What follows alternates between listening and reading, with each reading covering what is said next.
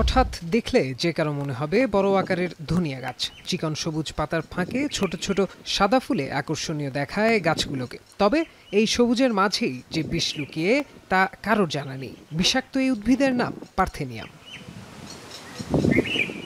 গেল কয়েক বছরে চুয়াডাঙ্গার রাস্তার পাশে ফসলের ক্ষেত, এমনকি বাড়ির আঙিনাতেও জন্মাচ্ছে বিষাক্ত এই গাছ। প্রকৃতির অজানা শত্রু পার্থেনিয়াম গাছটির আয়ুষ্কাল মাত্র ৩ থেকে ৪ মাস। এই আয়ুষ্কালের মধ্যে ৩ বার ফুল ও বীজ দেয় গাছটি। ফুল হয় সাধারণত গোলাকার, সাদা এবং পিচ্ছিল।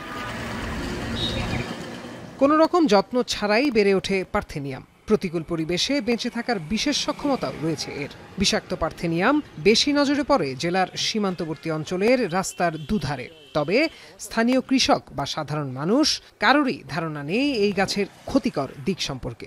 গাছরা জ্বালায় আমরা চাষ করতে পারছি না ঠিক মতন, কেটে দিচ্ছে, আবার কোথা থেকে আমদানি হয়ে যাচ্ছে। এখন গাছের তো নাম আমরা জানি না, আর এই গাছে যে কি কি হয় না হয় তাও আমরা বলতে পারি না। আমি এই প্রজেক্টে 2 বছর কাজ করছি, বুঝেছেন। এই ঝড় সাফ করতে গিয়েই ভরপুর হয়েছিল আমার এই পেটে। এই এলাকায় এইসব গাছ ভর্তি, অনেক মানুষের গরু ছাগলেরও খাওয়ায়। আমি এই জন্য এই গাছগুলো আমিও খাওয়াই। এই যে আমাদের আশেপাশে এই গাছগুলো যেগুলো আছে এগুলো দ্রুত কেটে ফেলা উচিত।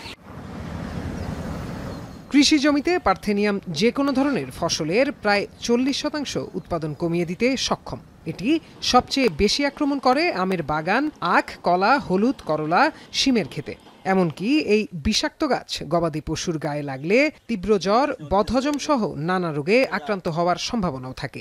বিশেষ করে গাভী পার্থেনিয়াম খেলে মৃত্যু পর্যন্ত ঘটে। জেলা কৃষি সম্প্রসারণ অধিদপ্তরের কর্মকর্তারা বলছেন, পার্থেনিয়ামকে বিষাক্ত আগাছা হিসেবে চিহ্নিত করেছেন তারা।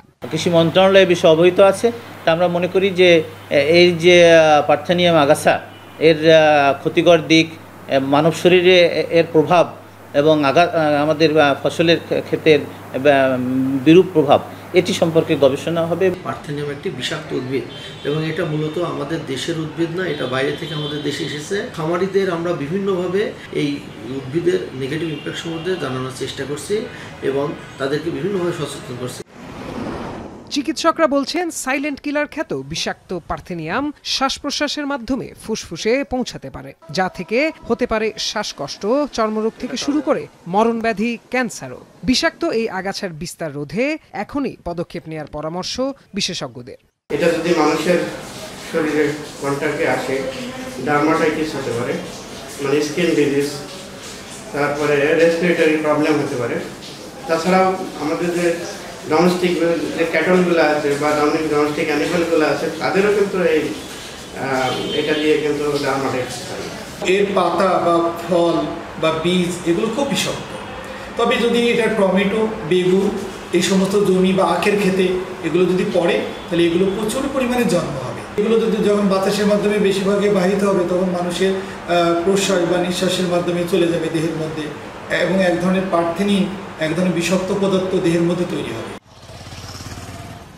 ফুল ফোটার সময় পার্থেনিয়াম গাছ মানুষ ও গবাদি পশুর জন্য হয়ে ওঠে মারাত্মক ক্ষতিকর। এখন চুয়াডাঙ্গা।